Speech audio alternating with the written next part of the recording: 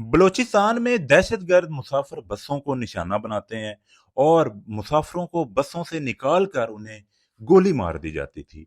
बेगुनाह जो शहरी थे, जो सफर करते थे, उन्हें बसों से निकाल कर उन्हें गोली मार दी जाती थी। अब पाक फौज ने बलूचिस्तान में मुसाफिर बसों को अपनी सरपरस्ती में मंजिल मकसूद तक पहुंचाने का ये एक इरादा किया है और ये बड़ा अच्छा कदम है। जिस तरह ये अपनी सरपरस्ती में मुसाफिर बसों को मंजिल मकसूद तक पहुंचाते हैं, फिर पाक फौज पे हमें प्यार भी आता है। और पाक फौज का सबसे पहला मकसद ही ये है, ये मुल्क पाकिस्तान और मुल्क पाकिस्तान की अवाम के मुहाफिज हैं और इनका सबसे पहला मकसद है हमें तोहफ़्फ़ुज़ देना, हमें दुश्मन से बचा के रखना। इसलिए ही हम पाक फौज जिंदाबाद कहते हैं।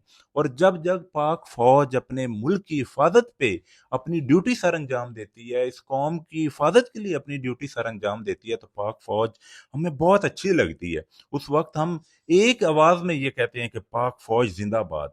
उस वक्त हम कहते हैं कि बेशक पाकिस्तानी फौज पे बहुत ज्यादा जो अब पाकिस्तान का बजट है वो लग रहा है, लेकिन ये अपनी ड्यूटी सर अंजाम दे रहे हैं, इनके बगैर पाकिस्तान महफूज नहीं है।